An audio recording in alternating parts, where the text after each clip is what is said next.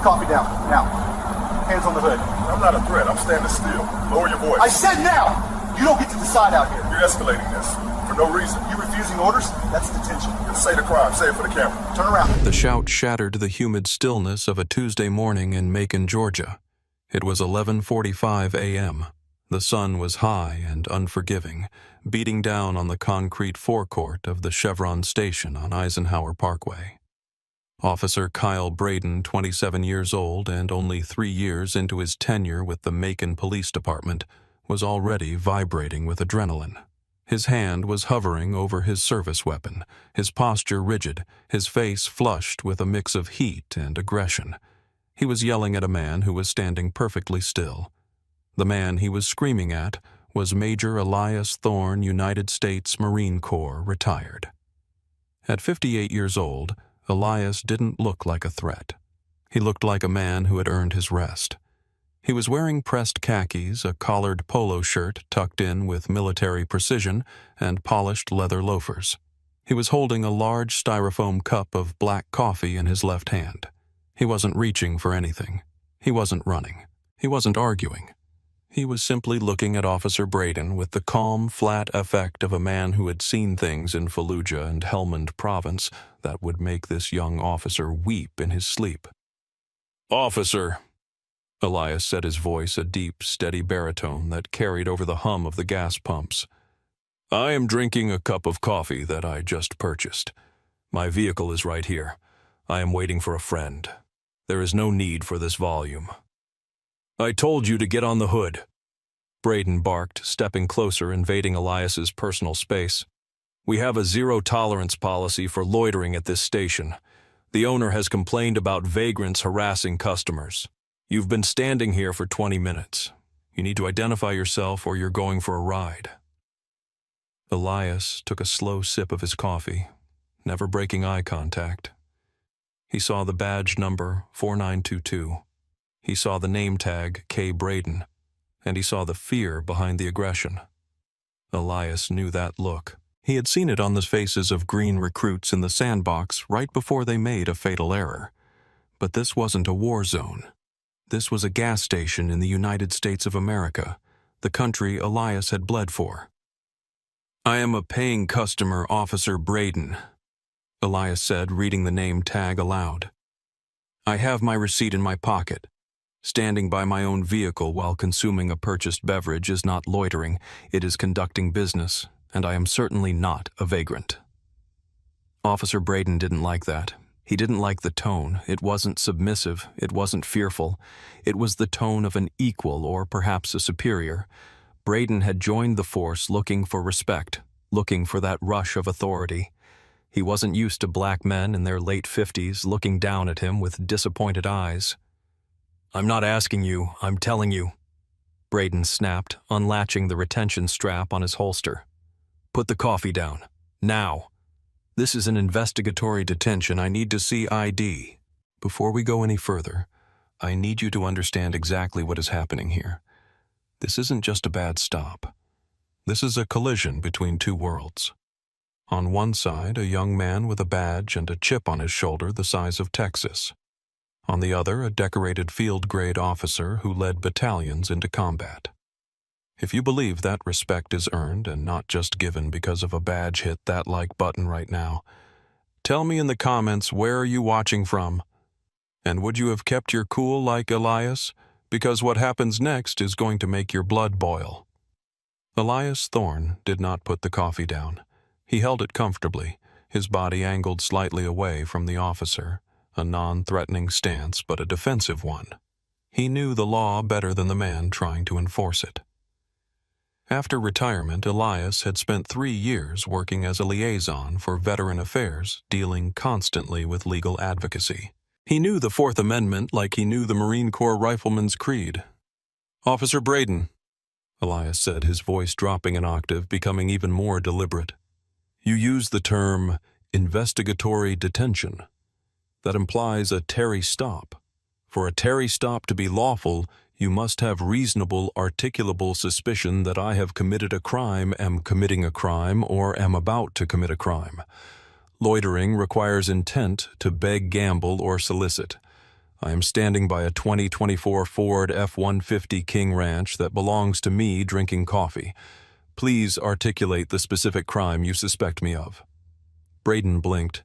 He hadn't expected a legal lecture. He had expected begging or running or shouting.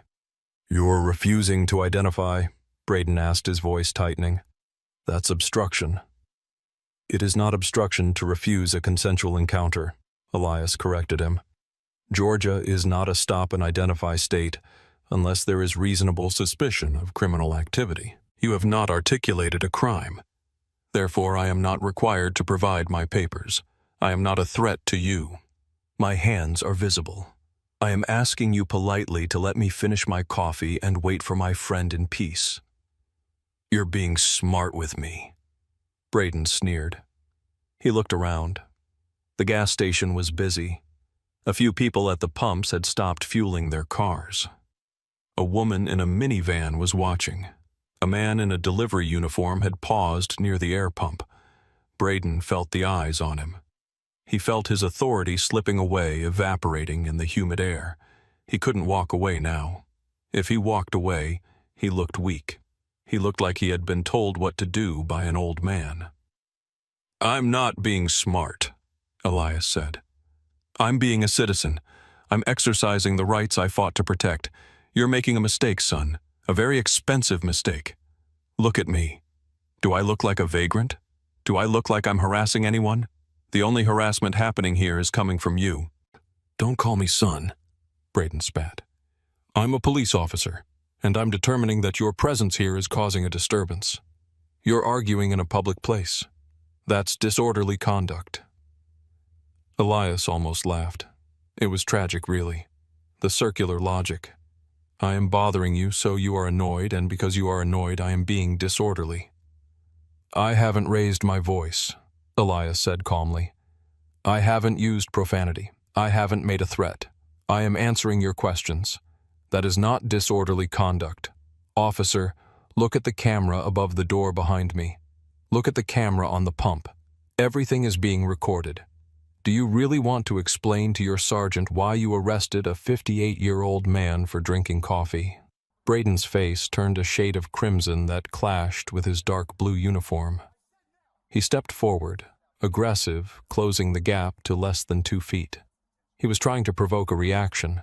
He wanted Elias to push back. He wanted a reason. "Last chance," Braden said, his hand now gripping his baton, though not drawing it. "ID. Now." "No," Elias said simply. "Am I free to go, or am I being detained?" "You're detained," Braden said. "For what crime?" "Investigation of loitering and disorderly conduct." Elias nodded slowly. "Very well. I am detained under protest. I am not resisting, but I am not consenting to any searches, and I am not answering any further questions without an attorney present." The audience for this encounter had grown. 2 aisles over, a heavy-set man in a landscaping truck had pulled out his phone. Near the entrance of the convenience store, a younger woman was holding her smartphone horizontal, steady, and focused. The red recording lights were blinking. Officer Braden noticed them, and instead of prompting caution, it fueled his indignation. He felt cornered. "Turn around," Braden commanded. "Put your hands behind your back." Elias didn't move immediately. He looked directly into the lens of the woman's phone camera near the door. He spoke clearly, ensuring the microphone would pick it up. "My name is Elias Thorne. I am complying with this officer's orders under duress. I have committed no crime. I have identified my vehicle and my purpose. This officer is arresting me because I refuse to waive my Fourth Amendment rights."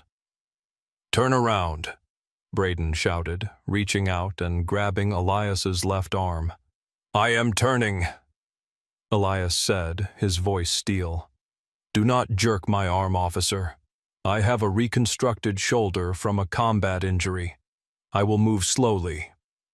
"I don't care about your shoulder," Braden snapped. "Stop resisting." "I am not resisting," Elias repeated. "I am standing still. My hands are moving to my back. You are escalating a non-violent situation." Braden wasn't listening. He was in fight mode. He spun Elias around with unnecessary force, shoving him forward so that Elias's chest collided with the hot metal of his own truck. The coffee cup fell from Elias's hand, splashing black liquid across his polished loafers and the pristine concrete. "That's obstruction," Braden panted, as if the physical exertion of manhandling a compliant senior citizen was equivalent to a foot chase. "And resisting arrest. You are twisting my arm beyond its natural range of motion." Elias grunted, pain flashing across his eyes, but he refused to scream. A Marine does not scream for a boy like this. "I told you. Reconstructed shoulder. You are causing injury. Should have thought of that before you decided to act like a lawyer," Braden said, snapping the first cuff onto Elias's left wrist. He grabbed the right wrist and wrenched it back. The crowd was getting vocal now. "Hey!" the man in the landscaping truck yelled. "He wasn't doing anything. He's just getting coffee. I saw him." "Back off!" Braden yelled over his shoulder, struggling to get the second cuff on because his own hands were shaking with adrenaline. "Stay back or you're next. This is an active police investigation." "It's an active lawsuit is what it is," the woman recording said. She didn't back down. "I got it all, sir," she called out to Elias. "I have it all on video. You didn't do anything." "Thank you, ma'am." Elias said, his cheek pressed against the hood of his truck. "Please keep recording. Do not intervene. Just record." Braden finally got the second cuff locked. He tightened them too tight. Elias could feel the metal biting into the ulnar nerve. "Officer," Elias said, "these cuffs are too tight, and you have not double-locked them. That is a policy violation." "Shut up," Braden said. He grabbed Elias by the upper arm right on the surgical scar and hauled him upright. "You want to play games? We'll play games at the station." "It's not a game," Elias said, his voice surprisingly calm despite the throbbing in his shoulder. "It is the Constitution, and you just trampled it." Have you ever seen something like this happen? A public servant so blinded by ego that they can't see they're destroying their own career in real time. Type "yes" in the comments if you think officers need better training on de-escalation. This is the moment where Braden could have stopped.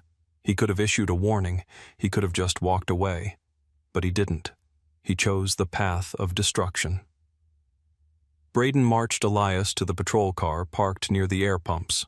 He didn't use the escort hold taught in the academy. He used a brute force shove, pushing Elias forward every few steps. Elias stumbled once, but regained his footing. He didn't struggle. He knew that any movement could be interpreted as resisting in the report Braden was already writing in his head. When they reached the cruiser, Braden opened the back door. "Get in." "I need you to watch my head," Elias said. "I am 6'2".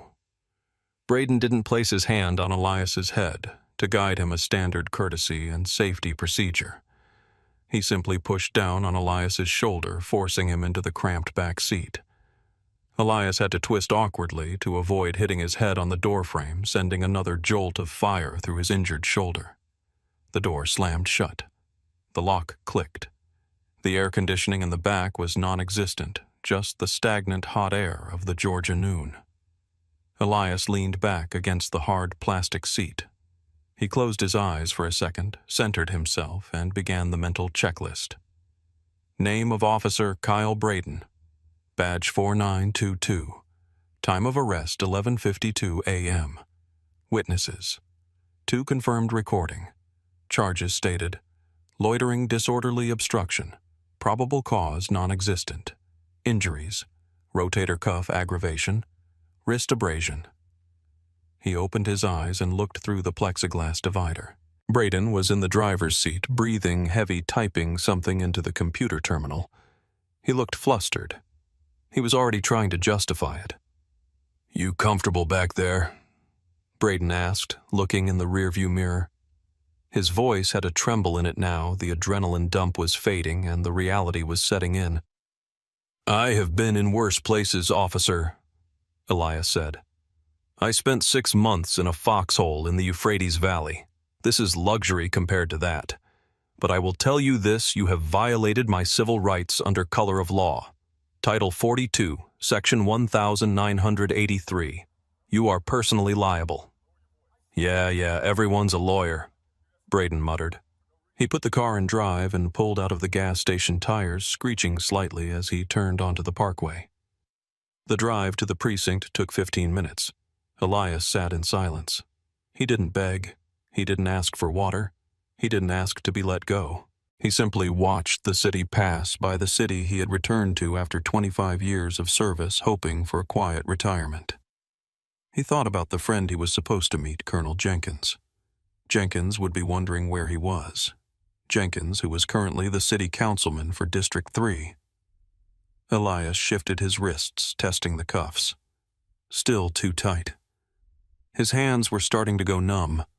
He focused on his breathing. In for 4, hold, for 4, out, for 4.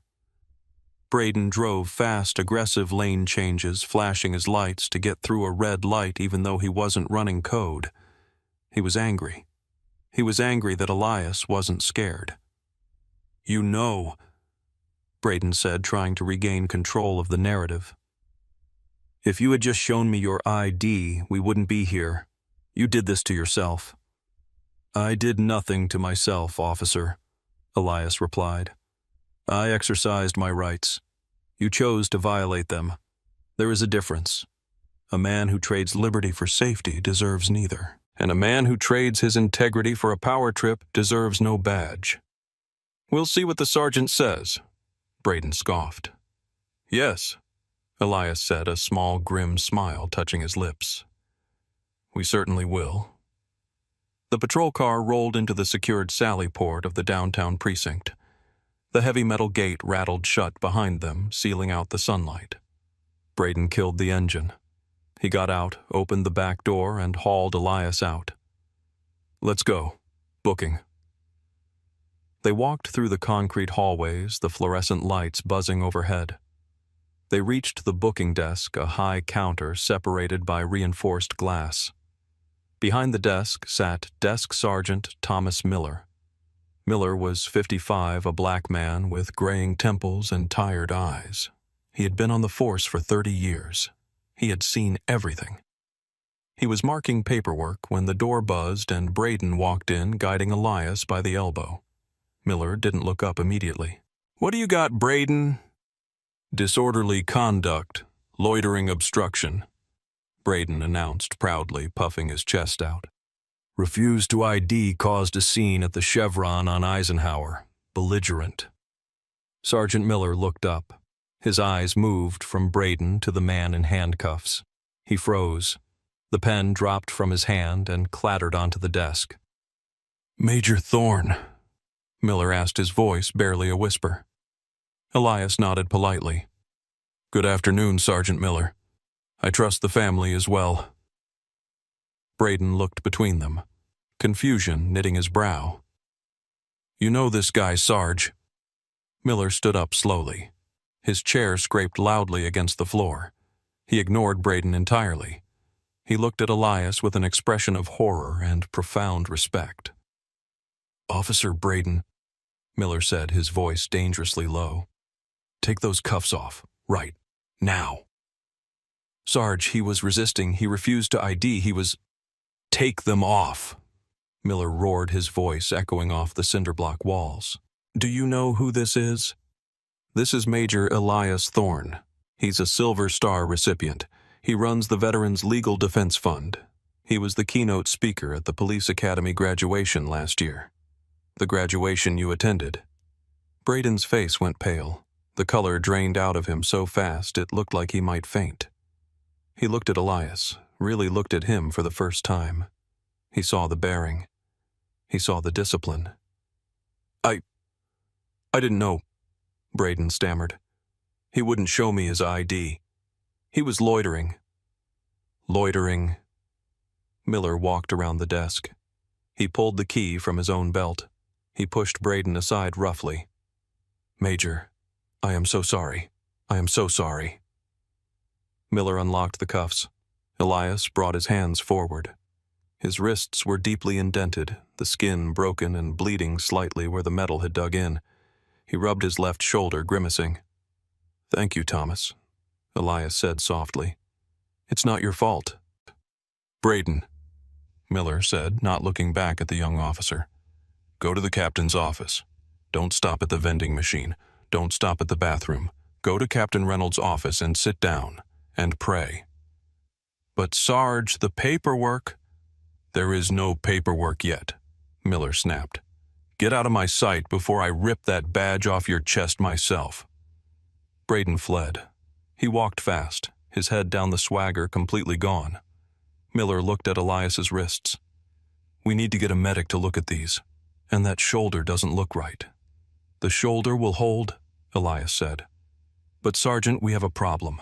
Officer Braden arrested me. He brought me here against my will. He read me well, actually. He didn't read me my Miranda rights. But I am in custody." "Major, we're cutting you loose," Miller said. "This is a mistake, a huge mistake. We'll drive you back to your truck. We'll tear this up." Elias shook his head slowly. "No, Thomas, we won't." Miller paused. "Sir, I want to be processed," Elias said firmly. "I want my mugshot taken. I want my fingerprints rolled. I want the arrest record generated, because if you tear it up, it never happened. And if it never happened, Officer Braden gets to do this to someone else next week, someone who isn't a major, someone who doesn't know you." Captain Reynolds arrived 10 minutes later. He was a tall man, balding, with a reputation for being a politician in uniform. He walked into the processing area looking like he had just swallowed a lemon. "Major Thorne," Reynolds said, extending a hand. Elias didn't take it. He just looked at it until Reynolds awkwardly withdrew. "Major, this is a regrettable misunderstanding. Officer Braden is young. He's zealous. We can handle this internally." "Captain," Elias said, his voice filling the room, "I was handcuffed for drinking coffee. I was shoved against my truck. My shoulder, which was reconstructed after an IED blast in 2004, is currently throbbing. This is not a misunderstanding. It is an assault. We understand that, and we are prepared to offer a formal apology," Reynolds said, sweating now. "But booking you, that's unnecessary. It creates a record that we both know is false." "The record is true, Captain," Elias said. "The arrest happened. The justification is what is false. I insist on being booked.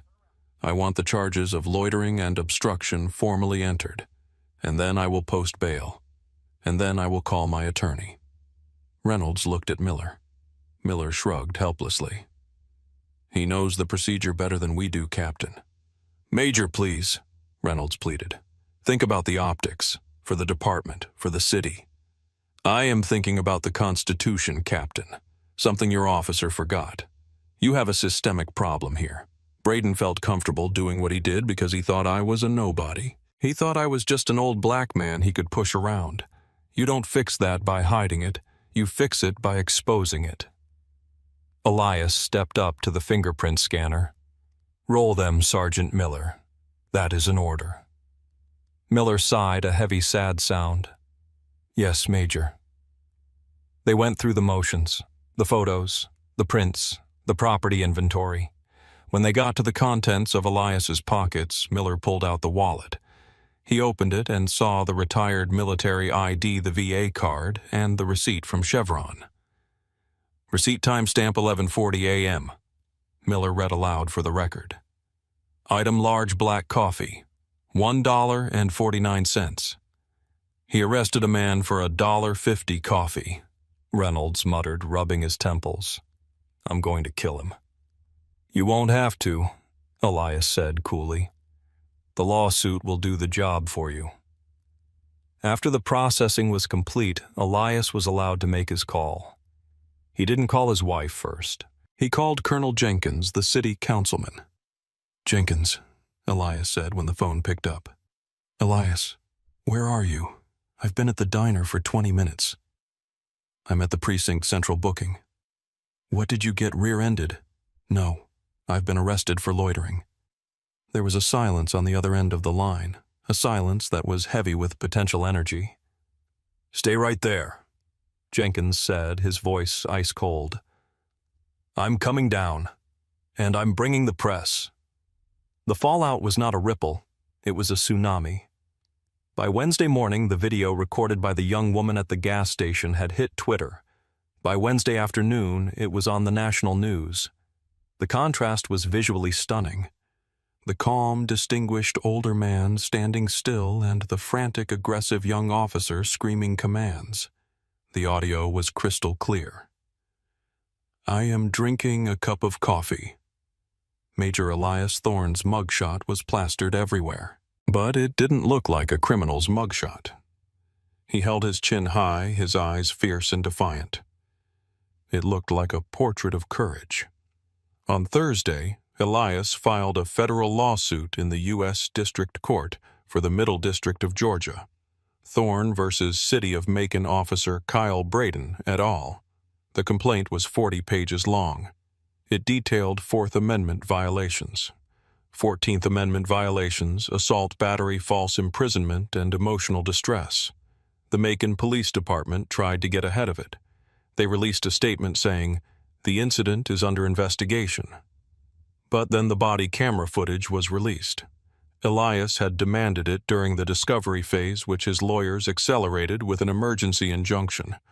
The Bodycam footage was worse than the cell phone video. It showed the point of view of the bully. It showed Braden's hand shaking. It showed him escalating for no reason. It captured the audio of Elias warning him about the shoulder injury. And it captured Braden saying, "I don't care about your shoulder." That soundbite played on every news station in America. Officer Braden's past came to light. Journalists dug into his records. This wasn't the first time. There were 6 prior complaints against Braden. All of them involved black men over the age of 40. All of them involved vague charges like loitering or public disturbance. All of them had been dismissed by his supervisors as unfounded. But they couldn't dismiss Major Thorne. The city council meeting the following Tuesday was standing room only. Councilman Jenkins sat at the center of the dais, fury radiating off him. The police chief stood at the podium looking like a man facing a firing squad. "How many times?" Jenkins asked, his voice booming. "How many times did we let this officer harass our citizens before he picked the wrong one? Major Thorne fought for this country. He bled for it, and he comes home to be treated like a criminal in his own neighborhood." The community erupted. Veterans groups, civil rights organizations, church leaders, they all rallied behind Elias. The "I stand with the Major" hashtag trended for 3 days straight. Elias gave one interview. He sat in his living room, his arm in a sling. The doctors confirmed a tear in the rotator cuff that would require surgery. "I don't want people to feel sorry for me," Elias told the reporter. "I can take it. I'm a Marine.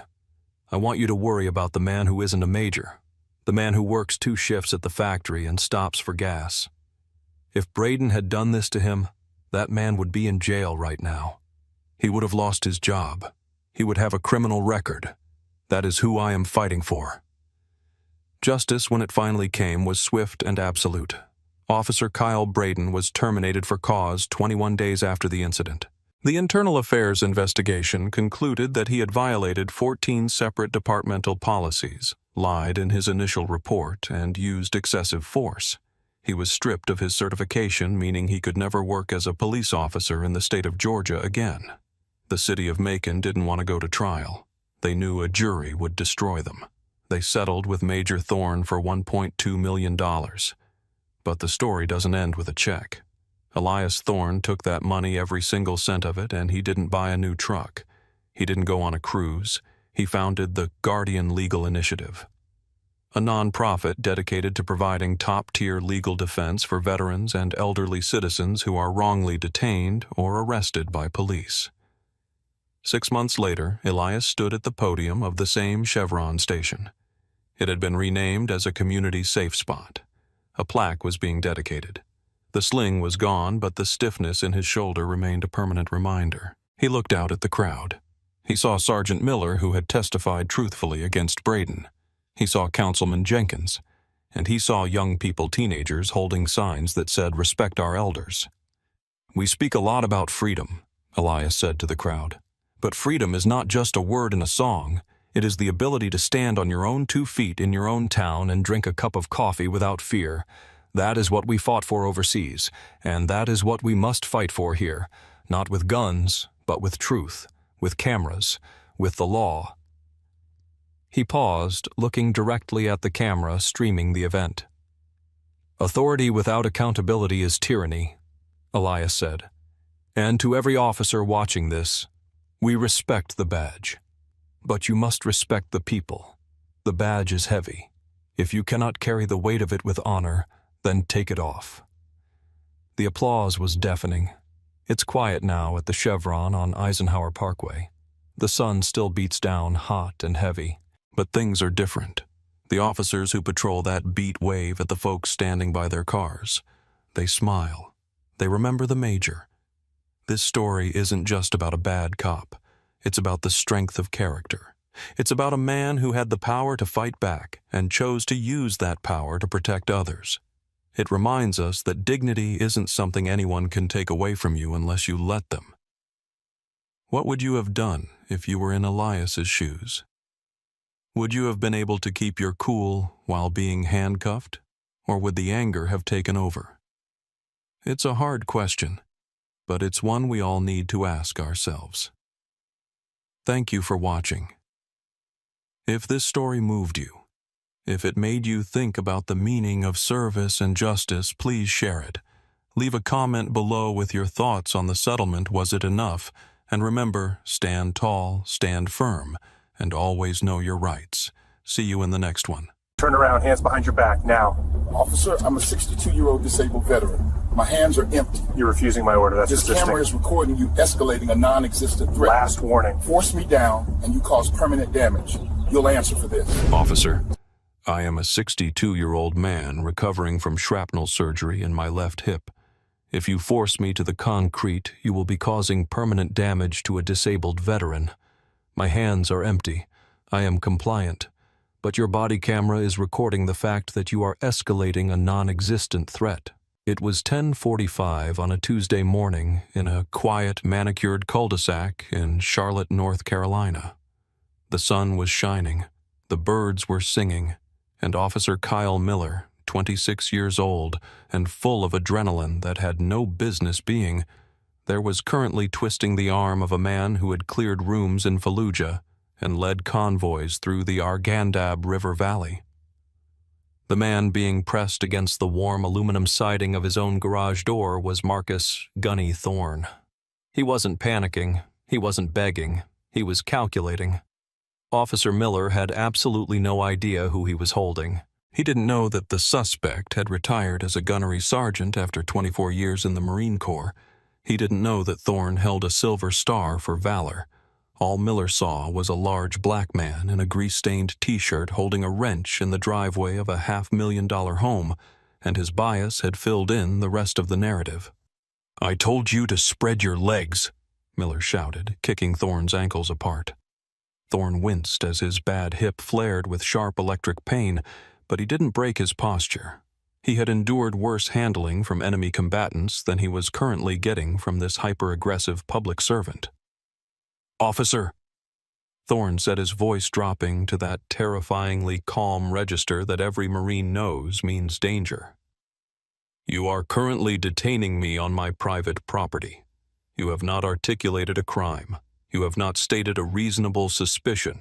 You are hurting a disabled citizen. Every second of this is actionable in federal court." "Shut up. You're under arrest for failure to obey and resisting an officer," Miller snapped, reaching for his handcuffs. "Under arrest for failing to obey an unlawful order?" Thorne asked, looking over his shoulder, his eyes locking onto the camera lens clipped to Miller's chest. "Make sure you log that statement, son. You're going to need it." Before we get into the devastating consequences of this arrest, I need you to take a second. Drop a comment right now telling me where you're watching from city, state, country. We want to know who is standing watch with us. And if you believe that a man's home is his castle, and that the Constitution applies to everyone regardless of skin color, hit that subscribe button. You need to see how this ends. The handcuffs clicked. The cold steel bit into Thorne's wrists. It was a sensation he hadn't felt in a long time, not since a survival training course in the late 90s. He took a deep breath, smelling the scent of the freshly cut grass and the distinct odor of fear coming off the officer. Miller was terrified, though he hid it behind aggression. Thorne wasn't scared. He was disappointed. And he was ready to go to war, not with a rifle, but with the law. To understand how a quiet morning turned into a civil rights lawsuit, we have to go back 20 minutes. It had been a perfect morning. Marcus Thorne had spent the last 6 months restoring a 1948 Harley-Davidson Panhead. It was a labor of love, a way to keep his hands busy and his mind quiet after fully retiring from his post-military consulting gig. He was a man who respected machinery, precision, and order. He had the motorcycle on a lift in the center of his driveway. Parts were laid out on a surgical blue cloth, carburetors, gaskets, chrome housing. Thorne was wearing his working clothes, a faded green t-shirt that said USMC in cracked yellow lettering and a pair of oil-stained cargo pants. He was wiping down a piston head when he heard the tires crunch on the asphalt. He didn't look up immediately. It was a public street. Cars passed by. But then the sound of the engine stopped. The idle purr of a Ford Explorer police interceptor lingered at the end of his driveway. Thorne sighed, placed the piston gently on the cloth, and wiped his hands on a rag. He knew this routine. He had lived in this neighborhood for 3 years, and while his direct neighbors were wonderful, the roving patrols were a different story. He turned to face the street. The cruiser was stopped. Officer Kyle Miller was behind the wheel staring. He was scanning the scene, the dismantled bike, the black man with tools, the open garage, revealing a pristine workshop. In Miller's mind, the equation didn't balance. He saw chop shop where he should have seen restoration. Miller put the car in park and stepped out. He didn't adjust his hat or wave. He rested his hand on his duty belt right near the holstered Glock and walked up the driveway with a strut that projected authority he hadn't earned. "Morning," Thorne said, keeping his voice neutral. He didn't move toward the officer. He stayed by his bike. "Whose bike is this?" Miller asked. No greeting, no introduction, just an interrogation. Thorne paused. "It's mine. Can I help you with something, officer?" "You got a title for it." Miller walked closer, stepping onto the private property of the driveway, his eyes darting around the garage looking for something. Stolen parts. Drugs. Who knew? "I do," Thorne said. "It's in the safe inside my house, along with the title for the house and the truck. Is there a report of a stolen 1948 Panhead in the area?" Miller didn't like the tone. He stopped 5 feet from Thorne. "We've had a lot of thefts in this area recently. Catalytic converters, high-end bikes. Just checking to make sure everything is on the up and up. You live here?" "I do." "You got ID?" Thorne took a slow breath. He knew the Fourth Amendment better than most lawyers. He had taught rules of engagement and constitutional law as part of a DOD contracting course. He knew exactly where the line was. "Officer," Thorne said, leaning back against his workbench. "I am on my private property. I am not operating a motor vehicle on a public roadway. Unless you have a reasonable, articulable suspicion, that's RAS, that I have committed a crime, are committing a crime, or are about to commit a crime, I am not required to identify myself to you. This is a consensual encounter, and I am choosing not to consent to an interrogation." Miller's face flushed a deep red. He was used to compliance. He was used to people being afraid of the badge. He wasn't used to a man in grease-stained pants quoting case law at him. "I'm investigating a disturbance," Miller lied. It was a clumsy, desperate lie. The street was dead silent. "And now you're being uncooperative. That gives me suspicion. Let me see your ID or we're going to have a problem." "A disturbance." Thorne repeated, his voice dropping an octave heavy with skepticism.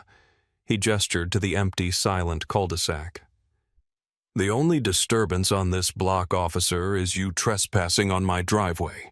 You are now attempting to manufacture reasonable suspicion based on my refusal to waive my rights. That is a violation of Terry versus Ohio and Brown versus Texas."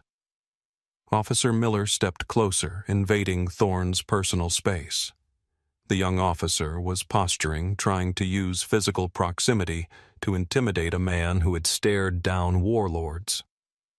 "I don't need a law lesson from a grease monkey," Miller spat. "I need to know who you are and why you're stripping a $20,000 bike in a driveway that clearly doesn't belong to you." "Doesn't belong to me." Thorne's eyes narrowed. There it was. The implicit bias laid bare. "And why would you assume this home doesn't belong to me?" "Look at you," Miller scoffed, gesturing vaguely at Thorne's dirty clothes and skin color. "And look at this place. I'm not stupid. Now, for the last time, give me your ID." "No," Thorne said firmly. "I am not compelled to assist you in your fishing expedition. If you have evidence of a crime, arrest me. If you don't, get off my property." "You're detaining me from doing my job." Miller argued, his logic twisting into knots. "I am not detaining you. You are free to leave. In fact, I am asking you to leave. I am trespassing you from this property. Any further presence here without a warrant is a violation of my rights." It was at this moment that the front door of the house next door opened. Mrs. Gable, a 68-year-old retired school principal with a sharp wit and zero tolerance for foolishness, stepped out onto her porch. She held her smartphone up the camera lens, pointed directly at the driveway. "I'm recording Marcus," she shouted clearly. "I see everything, officer. Why are you harassing Mr. Thorne?" Miller whipped his head around. Witnesses. He hated witnesses. "Ma'am, go back inside. This is police business. You are interfering." "I am standing on my own porch, young man," Mrs. Gable yelled back. "And I am filming a public servant in the performance of his duties. That is my First Amendment right. I suggest you lower your voice." Miller turned back to Thorne, his anger boiling over. He felt cornered. He had lost control of the situation, and in his mind, the only way to regain control was to escalate force. He couldn't walk away now. He would look weak. He had to win. "That's it," Miller said, reaching for his radio. "I'm done asking. You're failing to obey a lawful order to identify." "It's not a lawful order if there is no underlying crime," Thorne stated calmly. "Turn around," Miller commanded, his hand going to his belt. "Turn around and place your hands behind your back. You are under arrest." Thorne looked at the officer. He looked at the gun on Miller's hip. He calculated the odds. He could physically overpower this boy in 3 seconds.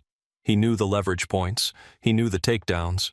But he also knew that if he raised a hand, he would be shot, and the narrative would be, "Violent suspect attacks officer." He would be just another statistic. The only way to win this war was to lose this battle. "I am complying under duress," Thorne said loud enough for Mrs. Gable's phone to pick up. He slowly turned his back, dropping the wrench onto the rag. "I am placing my hands behind my back. I am not resisting. Mrs. Gable, please call my attorney. The number is on my fridge. You have the spare key." "I'm calling him right now, Marcus," she replied, her voice trembling with rage. Miller grabbed Thorne's wrists, roughly yanking them upward. That was when the physical altercation from the beginning of our story occurred. The shoving, the yelling about resistance that wasn't happening. Miller was performing for the camera now, trying to sell a struggle that didn't exist. "You're making a mistake that is going to cost you your badge," Thorne whispered as the cuffs clicked shut. "Tell it to the judge." Miller sneered, spinning Thorne around and marching him toward the patrol car. The back of the Ford Explorer was cramped, smelling of stale sweat and industrial disinfectant. Thorne sat sideways to accommodate his stiff hip, his hands numb from the over-tightened cuffs. He closed his eyes and began his breathing exercises. In for 4 hold, for 4 out, for 4. He needed his heart rate low. He needed his mind sharp. Officer Miller sat in the front seat for a long moment before starting the engine. He was typing something into his computer, likely trying to figure out what charge code to input. He was already second-guessing himself, looking in the rearview mirror at the silent man in the back. "You know," Miller said as he pulled out of the cul-de-sac, his voice trying to sound casual, "if you had just shown me your ID, none of this would have happened. You did this to yourself." Thorne said nothing. He stared out the window at the passing suburban lawns. "You think you're some kind of lawyer?" Miller continued, glancing back. "Talking about case law. You guys always have an excuse. Just comply and complain later, that's how it works." Thorne remained silent. Tactical silence. Anything he said now would be twisted. He would save his words for the deposition. "Fine, be quiet," Miller muttered, turning up the radio. "We'll see how quiet you are when you're in a holding cell." The drive to the precinct took 15 minutes. When they arrived, Miller pulled into the Sallyport. He hauled Thorne out of the car, gripping his arm tightly, parading him into the intake area. The precinct was busy. Phones were ringing. Officers were walking back and forth with paperwork. At the booking desk sat Sergeant Thomas Mac McAllister. Mac was 55, with a gray buzz cut and eyes that had seen too much. He had been on the force for 30 years. He was tired. He was cynical, but he was fair. Miller walked Thorne up to the desk. "Booking one for failure to obey resisting and suspicious conduct." Mac looked up from his computer. He looked at Miller, then he looked at the man in handcuffs. Mac's eyes widened slightly. He squinted. He leaned forward. "Take those cuffs off," Mac said quietly. Miller blinked. What Sarge he was resisting. He refused to ID. "I said," Mac's voice was like gravel grinding on steel, "take the damn cuffs off him, now." "Sarge, I don't think that's safety protocol." "Boy." Mac stood up his chair, scraping loudly against the floor. The room went quiet. "Do you know who you just brought into my house?" Miller looked confused. "Some guy, refused to ID, was stripping a bike." Mac shook his head slowly, a look of pure disgust on his face. "Process his wallet. Give me his wallet." Miller reached into Thorne's back pocket. Thorne had allowed this search as part of the booking procedure and slapped the leather wallet on the counter. Mac opened it. He flipped past the credit cards. He flipped past the driver's license. He stopped at the laminated card in the clear window. It wasn't just a military ID.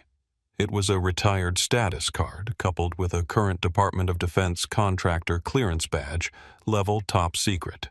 And tucked behind it was a small gold-embossed card that members of the Silver Star Association carried.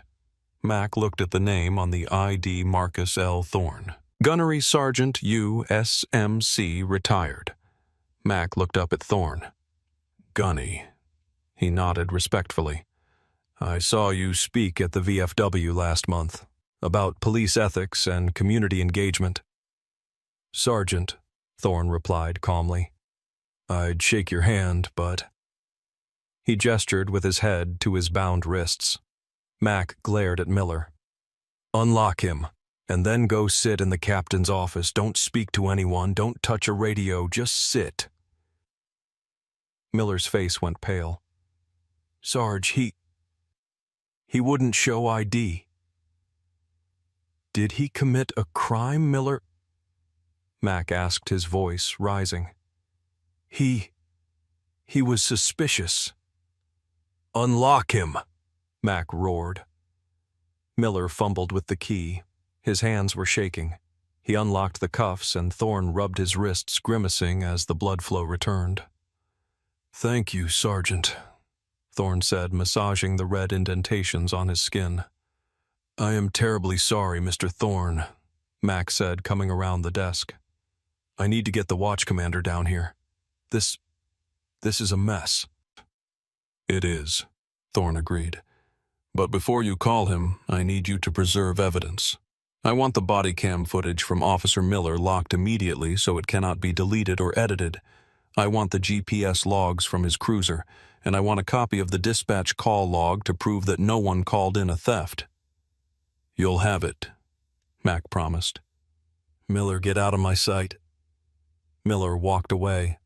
His shoulders slumped, looking like a dead man walking. He knew deep down that he had just stepped on a landmine. 10 minutes later, Lieutenant O'Malley stormed into the booking area. O'Malley was a career politician in uniform, always worried about PR and budgets. When he saw Marcus Thorne standing by the coffee machine, chatting calmly with Sergeant Mack, he looked like he might have a stroke.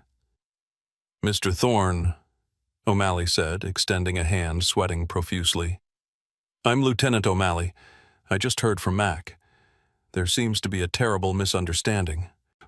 There is no misunderstanding, Lieutenant, Thorne said, not taking the hand. Your officer arrested me on my own property for exercising my Fourth Amendment rights. He used excessive force on a disabled veteran. He manufactured a charge of resisting arrest to cover up an unlawful detention. That's not a misunderstanding. That is a deprivation of rights under color of law. Title 18, U.S. Code Section 242. O'Malley swallowed hard. Thorne spoke the language of the law better than the department's legal team. We can drop all charges immediately, O'Malley said quickly. We'll expunge the arrest record. You can walk out of here right now. We'll handle Miller internally. Just, let's put this behind us. Thorne laughed. It was a dry, humorless sound. Lieutenant, I'm going to walk out of here, but I'm not putting this behind me. You have an officer who thinks he can bully citizens because of how they look. If he did this to me, he's done it to kids who don't know the law. He's done it to single mothers who can't afford a lawyer. I'm not fighting this for me. I'm fighting it for them. Please, O'Malley pleaded. Let's discuss this in my office. The only discussion I will have is through my attorney, Thorne said. I am leaving now. I expect the digital copies of the arrest report and the footage sent to my counsel by close of business today. Do not test me on this. Thorne turned and walked out of the precinct. He walked with a limp. His hip was throbbing, but he held his head high. He called an Uber from the sidewalk. As he waited, he saw Mrs. Gable's text message video posted. 10,000 views in 20 minutes. Lawyers are calling. Thorne smiled for the first time that day. The war had begun. By Wednesday morning, the video titled "Combat Vet Handcuffed in Driveway for Fixing Bike" was the #1 trending topic on social media. Mrs. Gable had a steady hand and the audio was crystal clear. The world watched Officer Miller sneer, "I don't need a law lesson from a grease monkey." They watched Thorne calmly cite the law. They watched the unlawful arrest. The public outrage was nuclear. Conservative veterans groups and liberal civil rights organizations groups that usually agreed on nothing were united in their fury. Here was a man who had served his country being treated like a criminal in his own home. On Thursday, Thorne's attorney, a shark named David Ross, who specialized in police misconduct, filed a federal lawsuit. It was a masterpiece of legal writing. It didn't just sue the city. It sued Officer Kyle Miller in his individual capacity, stripping away the shield of the department. The lawsuit alleged unlawful seizure, false arrest, excessive force, and First Amendment retaliation. But the killer blow was the Monell claim, alleging that the city had failed to train its officers properly, creating a culture where constitutional violations were routine. The internal affairs investigation was swift and brutal. Usually these things drag on for months. This one took 2 weeks. The investigators pulled Miller's history. They found the pattern. Over his 4 years on the force, Miller had a stop rate of black motorists that was 4 times the department average. He had 18 complaints for rudeness and aggression, all dismissed by previous supervisors as proactive policing. but with the world watching, those dismissals looked like complicity. They found Bodycam footage from 3 months prior where Miller had told a teenager, "I am the law, you little punk." They found texts on his personal phone joking about thumping thugs. Miller's defense of qualified immunity, the legal doctrine that protects officers from lawsuits unless they violate clearly established rights, evaporated. Every court in the land had established that you cannot arrest someone on their own property for refusing to ID without reasonable suspicion. It was Law Enforcement 101. Miller had no shield. 6 weeks after the incident, the city manager held a press conference. He looked tired.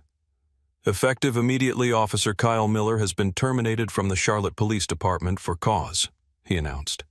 "His actions were a violation of our policy, the law, and the public trust." Miller was gone, but Thorne wasn't done. The lawsuit moved forward. The city attorneys knew they would lose in front of a jury. If a jury saw Marcus Thorne with his Silver Star lapel pin limping to the witness stand to describe how he was humiliated in front of his neighbors, they would award him millions.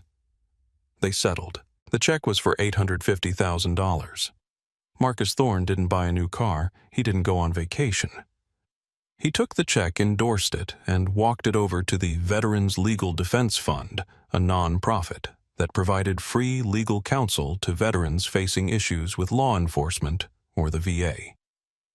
"I don't want the money," Thorne told the local news in his only interview. "I want the change. I want officers to know that the badge is a symbol of service, not a crown of authority. If you can't respect the Constitution you swore to uphold, turn in your gun and go find another job." The story ends where it began, in the driveway. It was a Tuesday 4 months later. The leaves were turning orange and gold. The air was crisp. Marcus Thorne was kneeling by the 1948 panhead. The chrome was polished to a mirror shine. The engine was fully assembled. He stood up, wiping his hands on a fresh blue rag. He turned the key. He kicked the starter. Thump, thump, potato, potato. The ancient engine roared to life, a deep, rhythmic heartbeat that shook the pavement. It was the sound of freedom. The sound of something broken being made right again. Mrs. Gable waved from her porch. Thorne waved back. He sat on the bike, feeling the vibration through his bones. He was free. He was vindicated.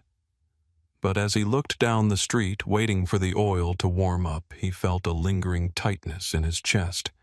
He scanned the road, checking for cruisers. The instinct was there now. It hadn't been there before. He realized that even though he had won, he had lost something too. The innocence of believing that his service shielded him was gone.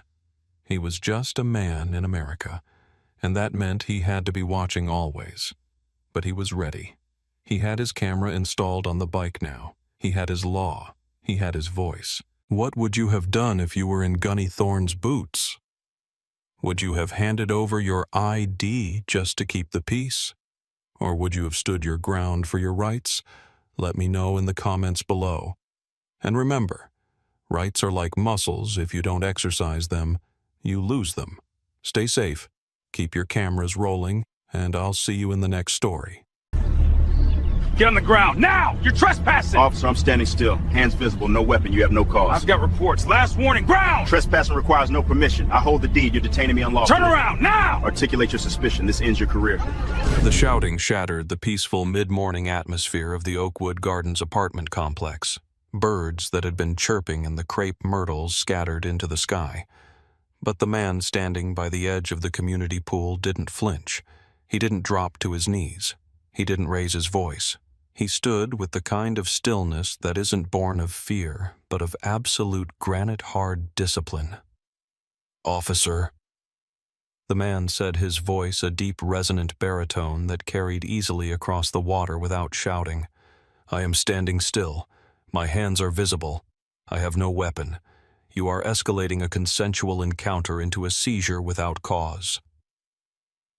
You are trespassing on private property." Officer Kyle Braden screamed, his hand hovering over the grip of his service weapon, the retention strap already unsnapped. Braden was 29 years old with a high and tight haircut that hadn't grown out since the academy, and a posture that screamed he was looking for a fight. "I've had reports of a vagrant loitering in the pool area. Now get on the ground or I will put you on the ground." "I am not a vagrant," the man replied. He was Marcus Thorne, a 62-year-old black man dressed in a faded gray polo shirt and canvas work pants. His hair was salt and pepper cropped close to the scalp, and he stood with his spine perfectly straight. "And I am not trespassing. You are making a mistake that you will not be able to undo." "Don't you lecture me, old man. I'm giving you a lawful order." Braden took a step forward, his adrenaline spiking. He saw non-compliance. He saw a threat to his authority. What he didn't see was the history etched into the lines of Marcus Thorne's face. He didn't see the Silver Star recipient. He didn't see the retired Marine Corps colonel who had commanded battalions in Fallujah. And he certainly didn't know that the vagrant he was about to tackle had signed the closing papers on the Oakwood Gardens complex exactly 24 hours ago. Marcus Thorne wasn't just a resident, he was the owner. He owned the pool, the deck, the clubhouse, and every square inch of concrete Officer Braden was standing on. "I am asking you to lower your voice and articulate your reasonable suspicion," Marcus said, his eyes locking onto Braden's sunglasses. "You are currently detaining me. I want to know specifically what crime you suspect me of committing." "Trespassing, I just told you," Braden yelled, closing the distance to within 10 feet. "Now turn around." "Trespassing requires that I do not have permission to be here," Marcus stated calmly. "I do not need permission. I hold the deed." "Yeah, right. And I'm the King of England," Braden scoffed. "Last chance. Ground. Now." Before we watch this situation spiral into a life-altering legal nightmare for this officer, I need you to take a second. Stop what you're doing and leave a comment below telling me where you're watching from city-state country. We want to know who is standing with us. And if you believe that a badge is a responsibility, not a license to bully, hit that subscribe button right now. You do not want to miss how this veteran flips the script. This wasn't just a misunderstanding. This was a collision of two worlds. On one side, a young officer fueled by bias and a fragile ego convinced that a black man in work clothes didn't belong in a nice neighborhood on a Tuesday morning. On the other side, a man who had spent 30 years defending the Constitution that Braden was currently shredding. Marcus Thorne watched the officer's muscles tense. He calculated the distance. He knew that in about 5 seconds violence was coming. He didn't panic. He just prepared to document the end of Officer Kyle Braden's career. To understand how we reached this breaking point, we have to look at the 20 minutes prior. It was a beautiful Tuesday morning in late May. The sky was a piercing, cloudless blue, and the heat was just starting to rise off the pavement. Marcus Thorne had arrived at Oakwood Gardens at 0900 hours sharp. He had driven his 10-year-old Ford pickup truck, parked it in the maintenance bay, and grabbed his clipboard. Marcus wasn't the type of landlord who sat in an air-conditioned office collecting checks. He believed in leadership from the front. He had bought this complex because it was distressed the previous management had let it rot. The pool had been closed for 2 years due to pump failures, and Marcus had promised the tenants he would have it open by Memorial Day. That was his mission. He had spent the morning kneeling on the hot concrete, inspecting the filtration headers and checking the chemical balance of the water. He was sweating. His hands were covered in grease from the pump housing. To the casual observer, he looked like a janitor or a maintenance worker. To Marcus, there was no shame in honest labor. He was proud of the work. He was just making a note about the pH levels in his yellow legal pad when he heard the tires crunch on the gravel. He didn't look up immediately.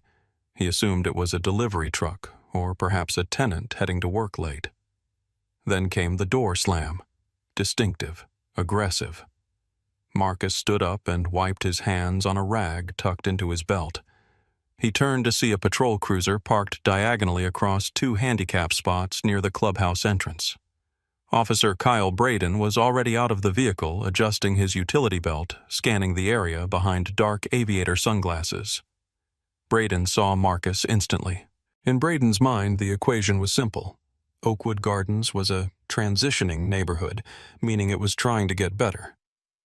He had been told by his sergeant to keep an eye on the amenities to prevent locals from neighboring lower-income areas from jumping the fences. When he saw a black man in dirty clothes standing by the pool holding a clipboard but wearing no uniform, his bias filled in the blanks. "Hey, you!" Braden shouted from 40 feet away. Marcus watched him approach. He didn't wave. He didn't smile. He just waited. "Can I help you, officer?" "You live here?"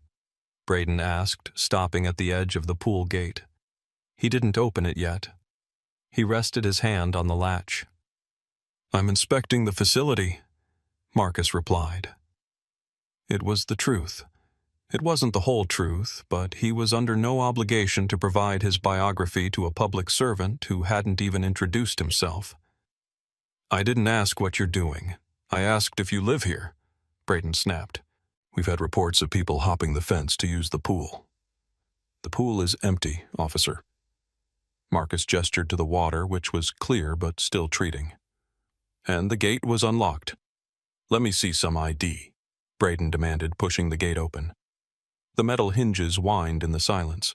Marcus felt that familiar tightening in his chest, the frustration of a man who has followed the rules his entire life, only to be treated like a criminal because of his complexion. But he pushed the emotion down. Emotion was a liability in a tactical situation. "Officer," Marcus set his voice steady, "I am on private property. I am conducting lawful business. You have not observed me committing a crime. You have not articulated a reasonable suspicion that I am about to commit a crime. Therefore, under Brown versus Texas, I am not obligated to identify myself to you." Braden froze. He hadn't expected a citation. He expected fear. He expected compliance. He expected, "Yes, sir. Sorry, sir." The legal pushback felt like a slap in the face. "You want to play lawyer?"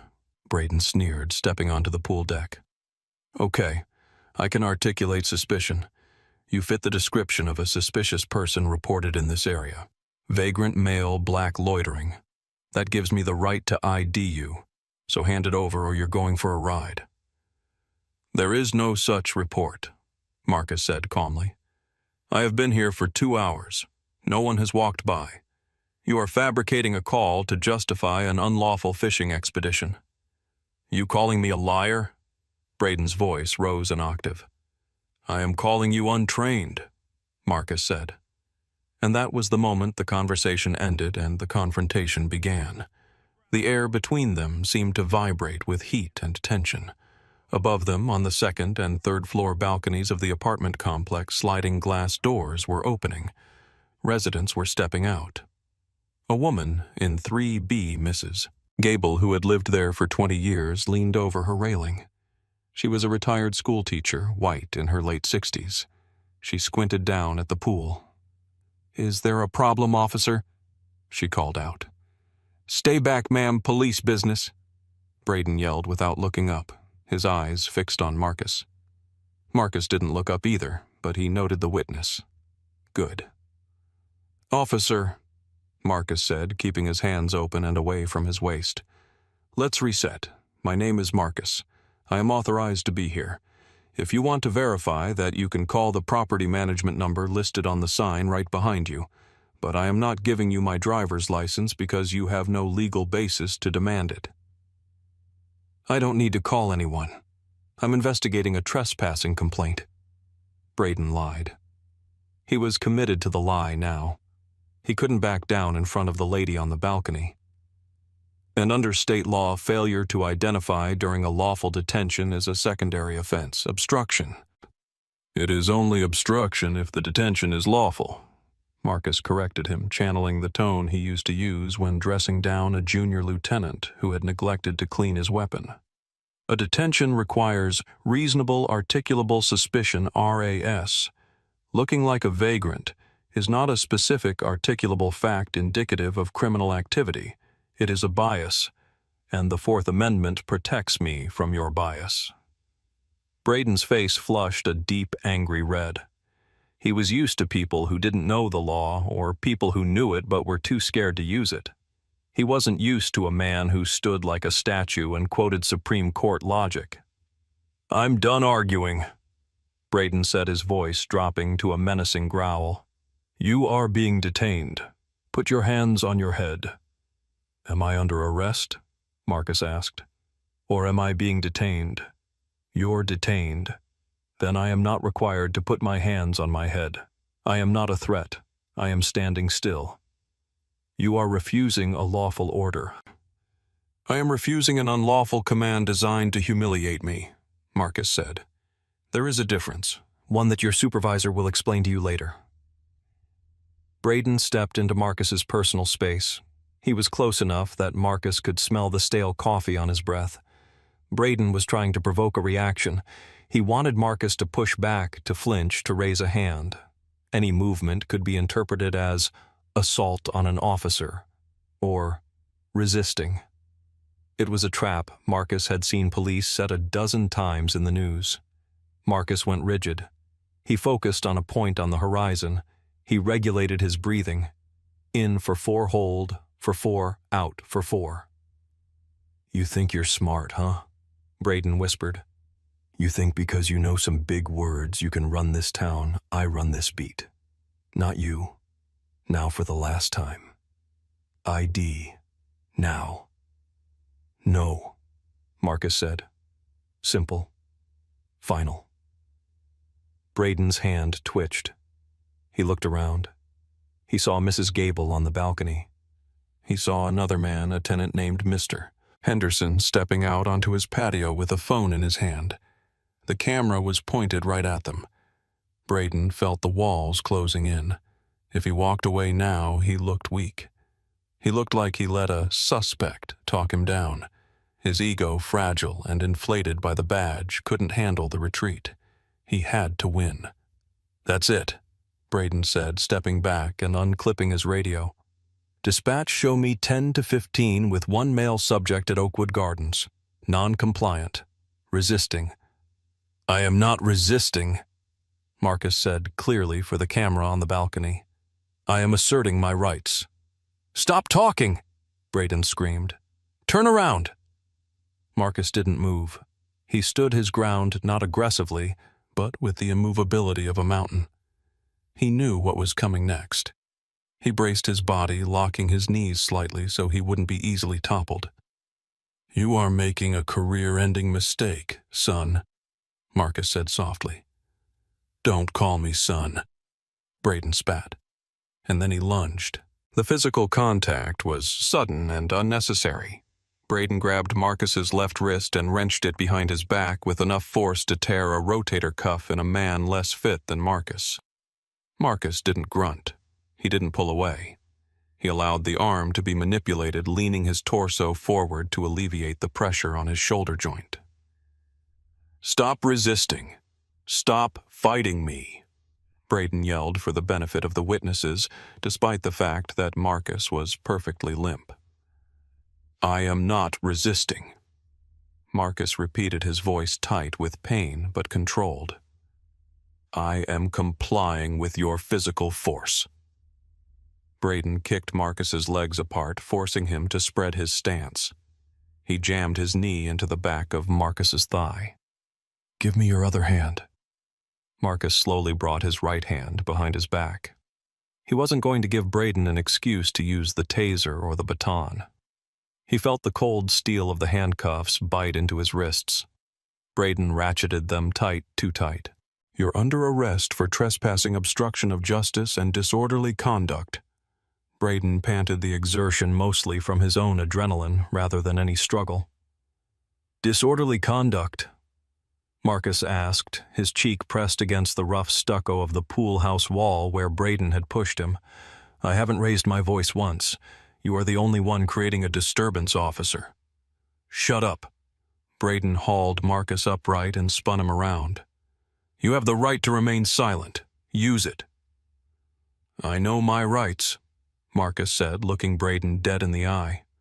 "Better than you do. Do you have a body camera, officer?" "Yeah, it's on, and it's recording you acting like a fool." Braden smirked. Good. Marcus nodded. Ensure you upload that footage immediately. It will be Plaintiff's Exhibit A. Braden shoved Marcus forward, marching him toward the gate. The residents on the balconies were shouting now. Hey, that's the new landlord. Mrs. Gable yelled from the third floor.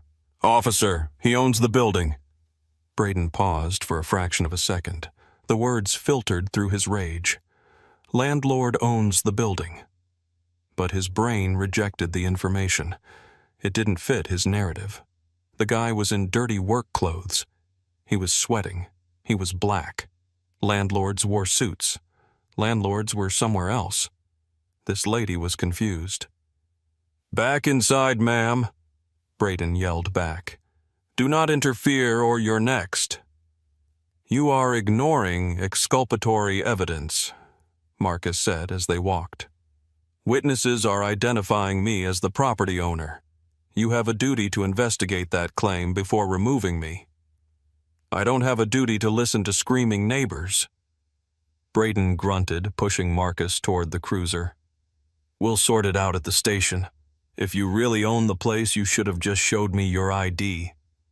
I shouldn't have to show you my papers to stand on my own land, Marcus said. That is the point you are missing. My dignity is not a privilege you grant me. It is a right I possess. Braden opened the back door of the cruiser. The heat from the interior rolled out. It was stifling. He shoved Marcus inside. Marcus had to bend awkwardly to get his tall frame into the cramped plastic seat. The door slammed shut, cutting off the fresh air. Through the wire mesh, Marcus watched Officer Braden walk around to the driver's side. Braden looked rattled. He was wiping sweat from his forehead. He took a long look at the apartment complex, at the people filming him.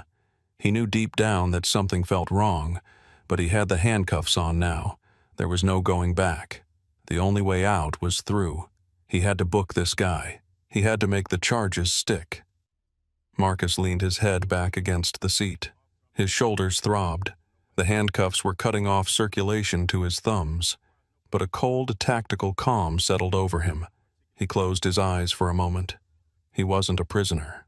He was a combatant in a new kind of war, and he had just drawn the enemy into a kill box. The interior of the patrol car smelled of industrial cleaner and stale anxiety. The air conditioning blasted, but it did little to cool the tension. Marcus sat in the back, his posture as upright as the molded plastic seat allowed. He stared at the back of Officer Braden's head. Braden was driving fast, too fast for a residential zone. He was gripping the steering wheel so hard his knuckles were white. The silence in the car was heavy. Usually arrestees pleaded. They begged. They asked what was going to happen. They cried. Or they cursed and kicked the windows. Marcus did none of that. He sat in absolute silence. The silence was a weapon. In the Marines, Marcus had learned that silence makes undisciplined men nervous. It makes them fill the void. Braden cleared his throat. He picked up the radio microphone. Dispatch Unit 4 Alpha. En route to precinct with one male. Subject was belligerent. Hostile crowd forming. Decided to extract for officer safety. Marcus listened. Lies he noted mentally.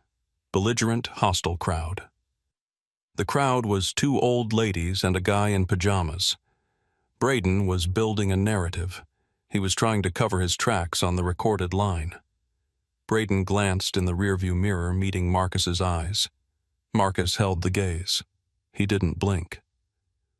You brought this on yourself, Braden said, talking to the mirror. All you had to do was show a driver's license. Takes 5 seconds. But you had to be a tough guy. Marcus said nothing. Now your car is going to get towed. Braden continued, his voice rising slightly. You're going to have an arrest record. Depending on what the judge says, you might spend the night in holding. Was it worth it? Was it worth the hassle just to prove a point? Marcus remained silent. He watched the city streets pass by.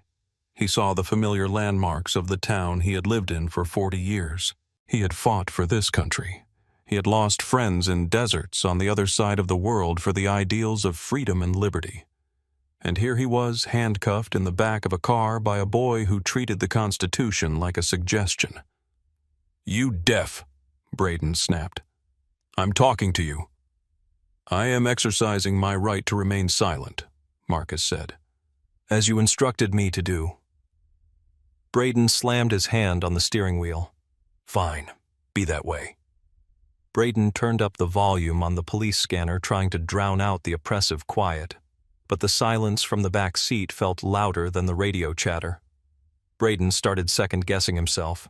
What if he does own the place? No, that's impossible. Look at his truck. Look at his clothes. But that lady, she said he was the landlord. Braden shook his head. Doesn't matter, he told himself. He refused a lawful order. He resisted. Even if he owns it, he broke the law by not identifying during an investigation. Braden clung to that logic like a life raft. He had to believe it. Back at Oakwood Gardens, the video footage was already moving. Mr. Henderson had uploaded the clip to the Neighborhood Next Door page in Facebook. The caption read, "Cop arrests our new landlord, Marcus Thorne, for fixing the pool. Unbelievable." By the time Braden's cruiser turned into the precinct parking lot, the video had 200 shares. Local comments were pouring in. People recognized Marcus. "Wait, isn't that Colonel Thorne? I served with him. He's on the library board." The digital storm was gathering, but inside the cruiser, Braden was still confident he was in control. He pulled into the Sallyport, the heavy garage door rumbling shut behind them. "End of the line," Braden said, putting the car in park. "Let's go, and don't try anything stupid." Marcus stepped out of the car when the door opened. His legs were stiff. "The only stupid thing that has occurred today, officer, is already on your body camera." Braden shoved him toward the booking intake door. "Keep walking." The booking area was a sterile room of gray cinder blocks and fluorescent lights. It smelled of bleach and unwashed bodies. Braden marched Marcus up to the high counter where the desk sergeant sat. Sergeant Frank Miller was 55 years old, a thick-set man with a mustache that had seen better days and eyes that had seen too much. He was reading a file, a half-eaten bagel sitting on a napkin next to his keyboard. He looked up as the door buzzed. "What you got, Braden?" Miller asked, his voice gravelly. "Trespassing, resisting, obstruction." Braden rattled off, guiding Marcus to the metal bench. "Guy wouldn't ID, caused a scene at the Oakwood Apartments." Miller looked at the suspect. He squinted, then his eyes went wide. He stood up slowly, the file sliding off his lap onto the floor. "Colonel Thorne?" Miller asked. Marcus looked at the sergeant. A flicker of recognition crossed his face. "Sergeant Miller, 1st Battalion, 7th Marines, 29 Palms, 1998. "Yes, sir," Miller said. He looked at the handcuffs on Marcus's wrists. He looked at Officer Braden, then he looked back at the handcuffs. "Braden, uncuff him. Now." "What?" Braden blinked. "Sarge, he's a suspect. He was trespassing and—" "I said uncuff him." Miller barked, his voice echoing off the concrete walls. "Do you know who this is?" "He's a trespasser," Braden insisted, though his voice wavered. "He wouldn't identify." Miller came around the desk. He moved with surprising speed for a big man. He pushed Braden aside and unlocked the handcuffs himself. "Sir, I apologize. Are you injured?" "Shoulder's a bit stiff, Sergeant," Marcus said, rubbing his wrists. "But I'll live." "Sarge, what are you doing?"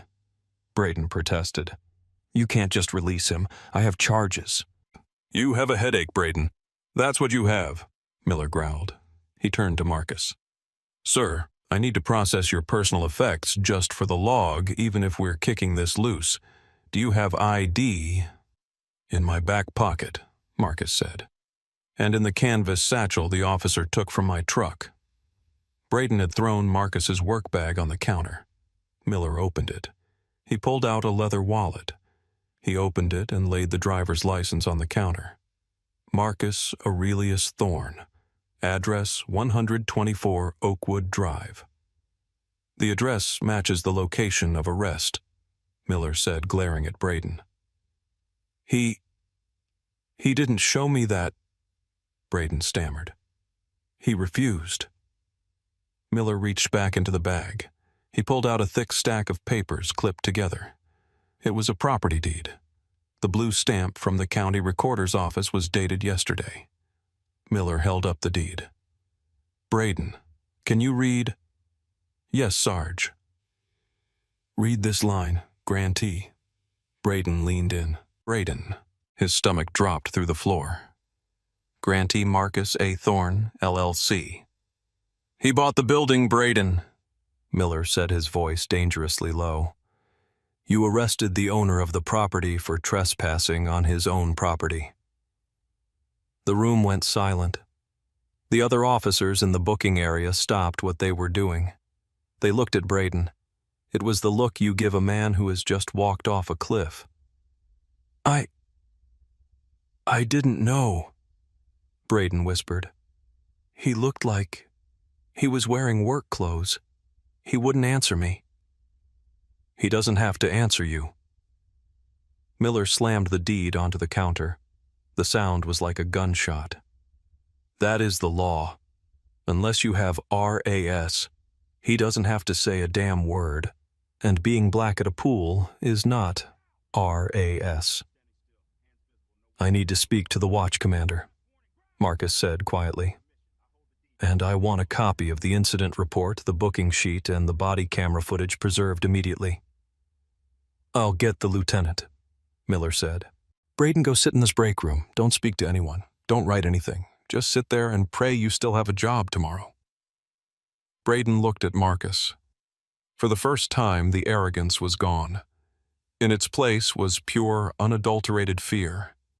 He realized that the old man hadn't been resisting. He had been waiting. 10 minutes later, the atmosphere in the precinct had shifted from routine to crisis mode. Lieutenant Henderson and the precinct captain, Captain Reynolds, were in the room. Captain Reynolds was a pragmatic man who hated lawsuits, and he could smell a 7-figure settlement wafting off this situation. Marcus sat in a chair in the captain's office. He wasn't handcuffed, but he hadn't left. He refused to leave until everything was documented. Colonel Thorne, Captain Reynolds said, smoothing his tie. I want to personally apologize for this misunderstanding.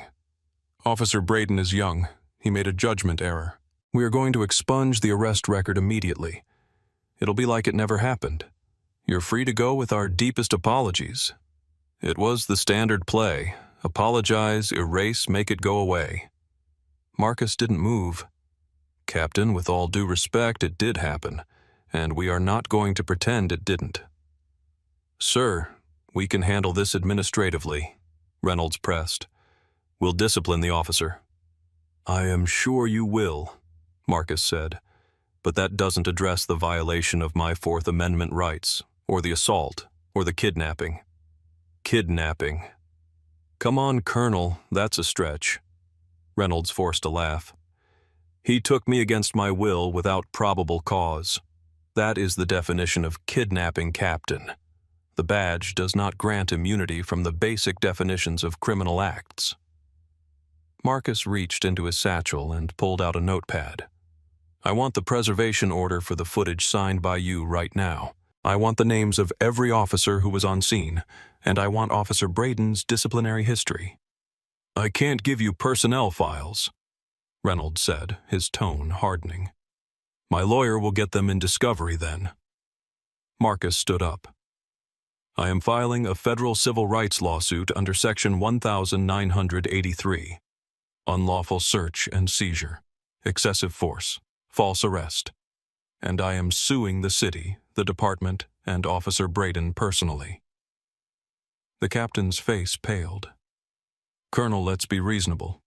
We are both men of service here. I served the Constitution, Captain, Marcus said, his voice ice cold. Your officer served his ego. Do not conflate the two. At that moment, the captain's desk phone rang. He ignored it. It rang again. He picked it up angrily. What? He listened for a moment, then looked at Marcus. It's the mayor. The video had gone viral. Not just local viral, national. A civil rights activist with 2 million followers had retweeted Mr. Henderson's footage. The headline was "Trending Hero Veteran Arrested for Cleaning His Own Pool." "I think you should take that," Marcus said. "I'll show myself out. I have a pool to finish cleaning." Marcus walked out of the office. He walked past the booking desk where Sergeant Miller gave him a sharp, respectful nod. He walked past the break room where he saw Kyle Braden sitting with his head in his hands. Marcus walked out the front doors of the station into the bright midday sun.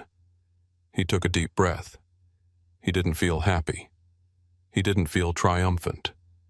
He felt tired. But he knew the mission wasn't over. The mission had just changed. The fallout was swift and brutal, exactly as Marcus had predicted. Officer Kyle Braden was placed on unpaid leave that afternoon. The internal affairs investigation took only 3 weeks. The body camera footage was damning. It showed Braden ignoring the law, escalating a non-threat, and fabricating charges. But what sealed his fate was the audio from the car ride, his admissions that he was arresting Marcus for attitude rather than a crime. Braden was terminated for cause.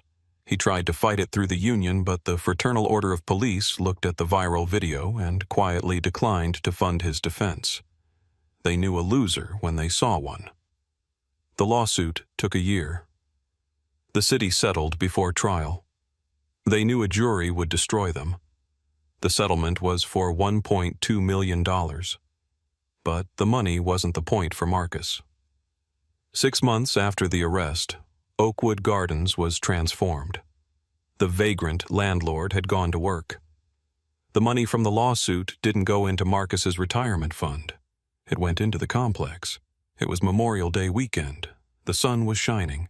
The smell of barbecue smoke hung in the air. The community pool was sparkling.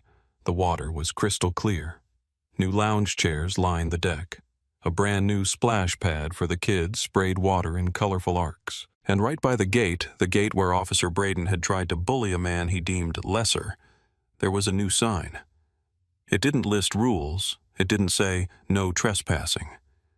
It read, "The Colonel's Pool, open to all residents. Respect the water. Respect each other." Marcus stood by the pump house watching the families.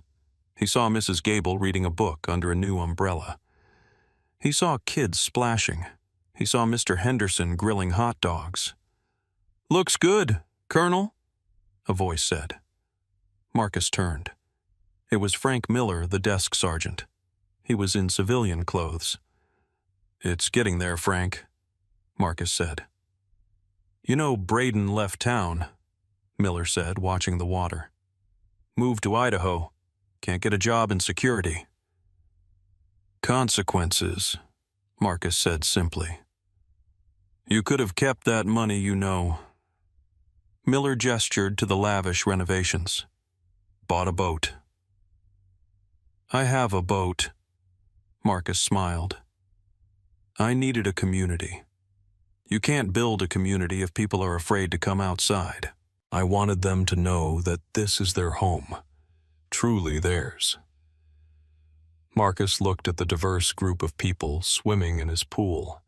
Black, white, Hispanic, Asian families just trying to live their lives.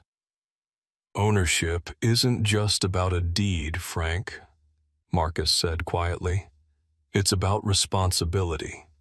Braden thought the badge made him an owner of the street. He forgot he was a servant. I never forgot." This story ends here, but the reality continues. Marcus Thorne had the rank, the knowledge, and the resources to fight back. But ask yourself what happens to the young man who doesn't have a colonel's pension. What happens to the person who gets scared and pleads guilty just to go home? We tell these stories not to divide, but to remind. To remind those with power that they are being watched. And to remind you that your rights are like muscles. If you don't exercise them, you lose them. I want to hear from you. Do you think the settlement was enough? Or should Officer Braden have faced criminal charges for kidnapping? Let me know in the comments below. Stay safe, stay educated, and never let anyone steal your dignity. I'll see you in the next video. Get on the ground. Now. Hands behind your head. Officer, you are making a grave error. My hands are empty. I am not a threat. You're not I complying. am a retired sergeant major. I have a prosthetic leg. Touch me without cause and you violate federal law. Stand by. The parking lot of Miller's Market fell silent. The birds seemed to stop chirping. The hum of Saturday morning traffic on Main Street faded into the background. Officer Kyle Braden, 28 years old and full of unearned adrenaline, had his hand on the grip of his service pistol. He didn't unholster it, but the threat was there. He stared at the man in front of him. The man standing next to the brick wall of the corner store wasn't trembling. He wasn't shouting. He was standing at a modified position of attention, his posture perfect despite his age. He was Marcus Thorne. And what Officer Braden didn't know, what he hadn't bothered to check before escalating a simple encounter into a constitutional crisis, was that Marcus Thorne had spent 30 years in the United States Marine Corps.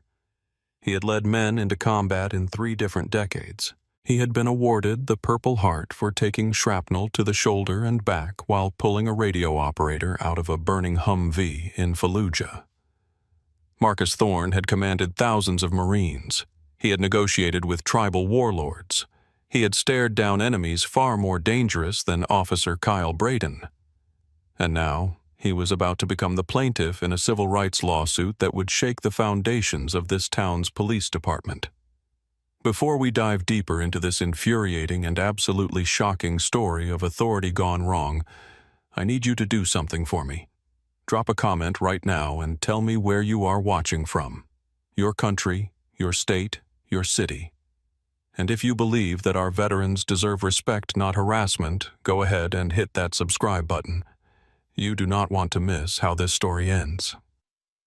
Marcus Thorne was not looking for trouble that morning. He was looking for a dark roast coffee and a quiet place to wait for his wife. It was 10:15 a.m. on a beautiful Saturday. The Florida sun was warm, but not yet oppressive. Marcus was dressed in his Saturday uniform, pressed khaki trousers, a navy blue polo shirt tucked in with a leather belt and clean loafers. He looked exactly like what he was, a retiree enjoying his weekend. His wife, Evelyn, had run into the pharmacy next door to pick up a prescription. "Give me 10 minutes, Mark," she had said. "Grab a coffee." So Marcus had walked to Miller's Market, bought a large black coffee, and stepped outside to wait on the sidewalk. He chose a spot near the newspaper dispensers out of the flow of foot traffic. He sipped his coffee. He watched the cars go by. He checked his watch. That was when the cruiser pulled up. Officer Kyle Braden had been on the force for 4 years. He considered himself a proactive officer. He liked to find trouble before it happened. He was cruising through the commercial district when he saw Marcus. In Braden's mind, he didn't see a retired colonel. He didn't see a grandfather waiting for his wife. He saw a black male standing idly in front of a convenience store. In Braden's biased assessment, that meant one of 2 things: loitering or drug dealing. There had been no call. No dispatcher had sent Braden to Miller's Market. No store owner had complained. Braden simply decided that Marcus looked like he didn't belong there. He swung his patrol car into the lot, parking aggressively close to where Marcus was standing. He stepped out, adjusting his belt, already deciding that he was going to clear the corner. Marcus watched the officer approach. He noted the aggressive walk, the lack of a cover on the uniform hat, the hand resting near the weapon. Marcus took a calm sip of his coffee and lowered the cup. "Morning, officer," Marcus said. His voice was a deep baritone, steady and controlled. Braden didn't return the greeting. He stopped 6 feet away, blading his body slightly. "What are you doing here?" "Waiting for my wife," Marcus replied. "She's in the pharmacy." "You've been standing here for a while," Braden said, an accusation in his tone. "We've had complaints about loitering in this lot." "I've been here for approximately 4 minutes," Marcus corrected him. "And I am a paying customer. I just purchased this coffee inside." He gestured slightly with the cup. "I need to see your ID," Braden demanded. He held out his hand, expecting immediate compliance. This was how he operated. He demanded and people obeyed. But Marcus Thorne did not operate on fear. He operated on regulations, laws, and the Constitution he had sworn to defend. He knew the law better than the man demanding his papers. "Officer," Marcus said, his voice dropping an octave, becoming more authoritative. "I am not operating a motor vehicle. I am standing on a public sidewalk engaging in lawful commerce. Unless you can articulate a reasonable suspicion that I have committed a crime, or am about to commit a crime, I am not required to identify myself to you. This is a consensual encounter, and I am declining your request." Braden blinked. He hadn't expected pushback. Most people just handed it over. The refusal felt like a slap in the face to his authority. "I'm investigating a report of loitering," Braden lied. "That gives me reasonable suspicion. ID, now." "Loitering requires intent to commit a crime or staying in a place without apparent purpose," Marcus countered immediately. "I have stated my purpose waiting for my wife. I am consuming a product purchased at this establishment. There is no legal basis for loitering. Therefore, your demand for identification is unlawful under the Fourth Amendment. I suggest you return to your vehicle and carry on with your day." The air between them grew heavy. Two other customers, a middle-aged woman and a man in a mechanic's uniform, stopped near the door of the market. They sensed the tension. The woman reached into her purse and pulled out her smartphone. She held it horizontally, ensuring she captured the entire scene. Braden saw the phone but ignored it. His ego was bruised. He couldn't let an older man lecture him on the law in a parking lot. It would look weak. "I'm not asking, sir. I'm telling you, provide identification, or you will be detained for obstruction." "Asserting my constitutional rights is not obstruction," Marcus said. "There is ample case law establishing that fact. You are escalating a non-event officer. I strongly advise you to reconsider your next action." "Put the coffee down," Braden snapped. "Put it on the ground." Marcus sighed. It was the sigh of a man who had seen too much incompetence in his life to be surprised, but who was still disappointed by it. He set the paper cup on the ledge of the newspaper stand. "My hands are empty. Turn around and face the wall." "Am I under arrest?" Marcus asked. "You are being detained for investigation," Braden said. "Investigation of what crime?" "Turn around," Braden shouted, stepping forward, invading Marcus's personal space. Marcus didn't flinch. "I will not turn around until you articulate the crime you are investigating. This is a Terry stop. You need specific articulable facts. You have none. You have a hunch based on bias. That is not sufficient." Braden had heard enough. He reached out and grabbed Marcus's left wrist. Marcus didn't pull away, but he didn't help either. He went rigid. "Do not touch me," Marcus said, his voice hard as steel. "You are committing battery." "Stop resisting," Braden yelled, spinning Marcus toward the wall. He kicked Marcus's legs apart. "Spread 'em." "I have a fused disc," Marcus gritted out through his teeth as Braden shoved him against the brick. "Forcing me into this position is causing injury." "You should have thought of that before you decided to be a lawyer," Braden sneered. He pulled Marcus's arms behind his back. He didn't care about the resistance in the shoulders. He cranked the arms up high, well past the point of compliance. Marcus grimaced. The pain in his right shoulder, the shoulder that still carried fragments of shrapnel from 2004, exploded. It felt like a hot poker was being driven into the joint. But Marcus Thorne did not scream. Marines do not scream. He controlled his breathing. In, out. In, out. "Officer," Marcus said, his voice strained but steady. "You are causing permanent damage to a combat injury. I am informing you of this now." "Shut up," Braden said. He retrieved his handcuffs. The ratcheting sound of the metal cuffs clicking shut seemed incredibly loud in the quiet lot. Click, click. The woman recording the video stepped closer. He didn't do anything, she shouted. He was just drinking coffee. Why are you arresting him? Back up, ma'am, Braden yelled over his shoulder. Or your next interference. I'm 20 feet away, the woman yelled back. I'm recording this. You're hurting him. Braden finished securing the cuffs. He grabbed Marcus by the bicep and hauled him away from the wall. You're under arrest for failure to obey a lawful order, obstruction of justice, and loitering. It was an unlawful order, Marcus said quietly. And you have just ended your career. Braden laughed, a short, dismissive bark of a laugh. Yeah, I hear that every day. Let's go. He marched Marcus across the asphalt toward the patrol car. Marcus walked with his head up. He didn't look at the ground. He looked straight ahead. He saw his wife's car pulling into the lot entrance. He saw her slow down, her eyes widening as she realized the man in handcuffs was her husband. He gave her a subtle shake of his head. Stay there. Don't intervene. Let me handle this. Evelyn Thorne stopped her car. She watched as the young officer shoved her husband into the back of the cruiser. She saw the pain on Marcus's face as he had to bend his stiff back to get into the cramped plastic seat. She didn't get out and scream. She didn't run over. She was a colonel's wife. She knew the protocol.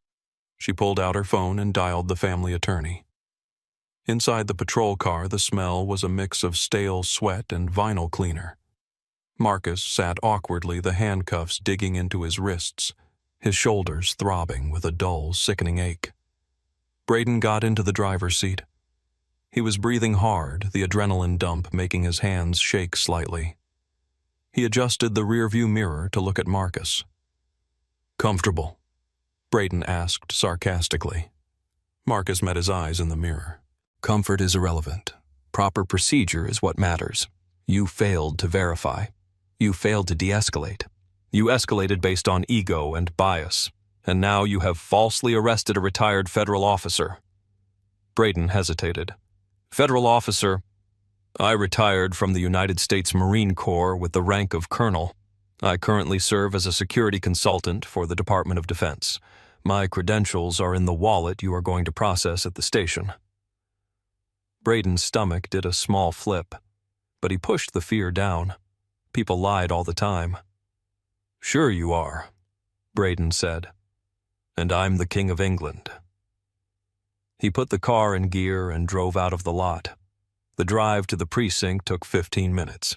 Neither man spoke. Marcus spent the time cataloging his injuries and memorizing the sequence of events.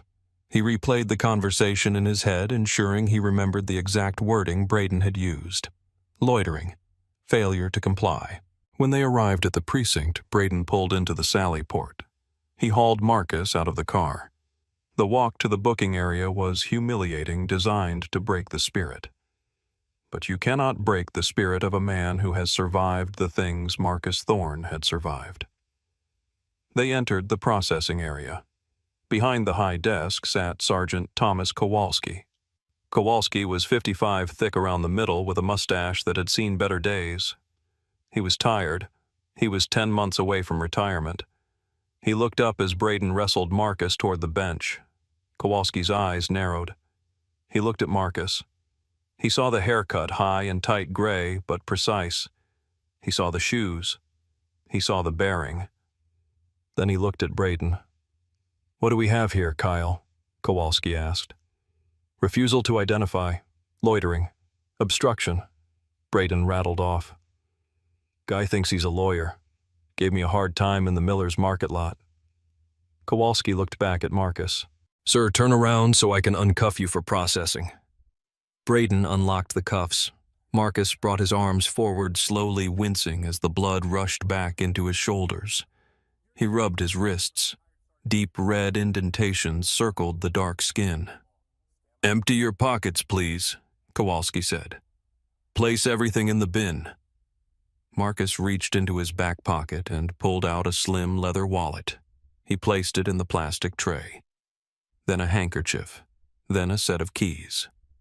Kowalski picked up the wallet. He opened it to inventory the contents. Standard procedure. He pulled out the driver's license. Marcus Aurelius Thorne. Then he saw the other card behind it. It was a Department of Defense Common Access card, CAC, but not a standard one. It had the green stripe of a retired officer, and behind that was another card, a laminated medical alert card from the Veterans Administration indicating service-connected disability surgical fusion/shrapnel. And behind that, a folded laminated copy of a DD-214 snippet that some old-school vets carried listing awards. Kowalski stopped. He read the small print. Silver Star, Bronze Star with V device, Purple Heart, second award. Kowalski froze. He himself had served 4 years in the Army back in the 80s. He knew what he was holding. He looked up at Marcus, really looked at him this time. He saw the faint scar running from the jawline down into the collar. Kowalski looked at Braden. "Kyle," he said, his voice very quiet. "Did you run this guy's name before you brought him in?" "No, he refused ID. That's why I brought him in." "You didn't run the plates on the cars nearby. You didn't check anything." "He was loitering, Sarge. I told you." Kowalski closed the wallet slowly and set it down on the counter with a reverence he usually reserved for his grandkids. He walked around the desk. He didn't look at Braden. He walked straight to the office of the watch commander, Captain Reynolds. "Sarge?" Braden asked, confused. "What's the holdup I need to write the report?" "Don't touch that computer." Kowalski snapped over his shoulder. "Don't write a single word until I come back. Stand there and shut up." Marcus stood by the counter. He looked at Braden.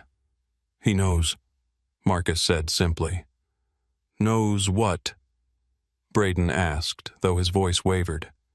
"He knows that you have just arrested a man who spent 30 years defending the very rights you just violated. He knows that the loitering charge won't stick because I have a receipt in my pocket time-stamped 4 minutes before you approached me. And he knows that this department is about to be humiliated." The door to the captain's office opened.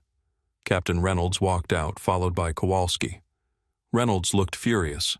He was a tall man, balding with a reputation for being fair but strict. He held Marcus's wallet in his hand. Reynolds walked up to Marcus. He ignored Braden completely. "Colonel Thorne?" Reynolds asked. "Yes, Captain." "Sir, I am Captain Reynolds. I am the watch commander." Reynolds looked at the red marks on Marcus's wrists. He looked at the way Marcus was holding his shoulder. "Are you injured, sir?" "My rotator cuff is torn, likely re-injured, and I have significant pain in my lower back at the fusion site. Your officer was informed of these pre-existing conditions and chose to use excessive force regardless." Reynolds turned to Braden. The look on his face could have peeled paint off the walls. "Office. Now. Cap, Now!" Reynolds roared. The entire booking room jumped. Braden went pale. He slinked into the office. Reynolds turned back to Marcus. "Colonel, I am going to release you from custody immediately. There will be no charges filed. I want to apologize on behalf of—" "Captain," Marcus cut him off. "I appreciate your professionalism. However, I am not interested in an apology at this moment. I am interested in preservation of evidence. I want the body camera footage downloaded and secured immediately. I want the surveillance footage from the station secured, and I want to make a formal complaint." "Understood, sir. We will handle all of that." "My wife has contacted my attorney," Marcus continued. "He will be here shortly. I will wait for him in the lobby. I am not leaving until I have a copy of the incident report number." "Of course, Colonel." "Sergeant Kowalski, escort the colonel to the lobby. Get him water, coffee, whatever he needs, and call the paramedics to have his shoulder looked at." "I don't need paramedics here," Marcus said. "I will go to the VA hospital. I want the documentation to come from federal doctors." It was a brilliant legal move. Documentation from a VA hospital carried federal weight. As Marcus walked to the lobby, he heard the shouting start in the captain's office. It was muffled through the glass, but the tone was unmistakable. Braden was being flayed alive. But the real storm was just beginning. By Monday morning, the video recorded by the woman in the parking lot had been posted to a community Facebook group. From there, it went to TikTok. From there, it went to X, formerly Twitter. The caption was simple: "Hero veteran arrested for drinking coffee." The video was damning. It showed a calm, well-dressed older man standing still. It showed a young, aggressive cop escalating for no reason. It showed the physical handling of a man who was clearly not resisting. The views climbed. 100,000, 500,000, 2 million. The local news station picked it up. Then CNN, then Fox News. It was the rare story that outraged everyone. Liberals saw racial profiling. Conservatives saw disrespect for a veteran. Everyone saw government overreach. Marcus Thorne's lawsuit was filed on Wednesday. It accused Officer Braden of unlawful detention, false arrest, excessive force, and violation of civil rights under Section 1983. It accused the city of failure to train. The Department of Justice Civil Rights Division took notice. They opened a probe not just into the arrest of Colonel Thorne, but into the entire pattern of stops conducted by Officer Braden. What they found was a disgrace. In his 4 years, Braden had stopped over 300 people. 85% of them were black or Hispanic men. He had a habit of patrolling low-income areas and finding reasons to stop anyone who looked like they had money or anyone who looked suspicious. He had 8 prior complaints for rudeness and excessive force, all of which had been dismissed by his previous supervisor, a supervisor who had since retired. But he couldn't dismiss this. Not with the whole country watching. The internal investigation was swift. Braden claimed he felt threatened. He claimed Marcus was posturing. But the body camera audio betrayed him. Marcus had been polite, articulate, and legally correct. Braden had been rude, ignorant of the law, and violent. 6 weeks after the incident, the findings were released. Officer Kyle Braden was terminated for cause. His actions were deemed grossly negligent and biased. The chief of police announced that Braden would also be decertified by the state board, meaning he could never work as a police officer in that state again. The city settled Marcus's lawsuit for $1.2 million. They didn't even try to fight it in court. They knew a jury would have given him 10 times that amount, just out of spite. Marcus Thorne stood on the steps of the courthouse the day the settlement was announced. He was wearing his suit, a Purple Heart lapel pin on his collar. His shoulder was in a sling. Surgery had been required to repair the damage Braden had done. Reporters thrust microphones in his face. "Colonel, are you happy with the money? Is this justice?" Marcus looked at the cameras. His face was somber. "This is not about money," Marcus said. "I have donated the entire settlement amount to the Legal Defense Fund for veterans. This is about accountability. It is about the fact that a badge is a symbol of public trust, not a license to bully. I fought for this country for 30 years. I fought for the right of every American to stand on a sidewalk and drink a cup of coffee without being molested by the state. When that officer put handcuffs on me, he didn't just handcuff a man. He handcuffed the Constitution." He paused, looking out at the crowd. "We must demand better. We must demand that our officers are trained to respect the citizens they serve, not view them as enemy combatants. If they can do this to a retired colonel, imagine what they do to a teenager with no resources. That is why I fought this, and that is why I will keep fighting." Braden left town. He couldn't go anywhere without being recognized as the cop who arrested the colonel. He moved 3 states away, working in a warehouse, forever marked by the 6 minutes of arrogance that cost him his badge. Marcus recovered. His shoulder healed, though it was never quite the same. He still went to Miller's Market on Saturdays. The new rookie cops would wave to him as they drove by. They knew who he was. They knew the standard. The story of Marcus Thorne reminds us that freedom is fragile. It is not guaranteed by paper. It is guaranteed by the willingness of good people to stand up when authority goes wrong. It reminds us that respect is earned, not demanded. What is your biggest takeaway from this story? Do you think the punishment for the officer was enough? Type yes if you support our veterans and no if you think the system is still broken. I want to hear your thoughts in the comments below. If this story moved you, please share it with a friend. We need to keep these conversations going. Stay safe, know your rights, and I'll see you in the next video.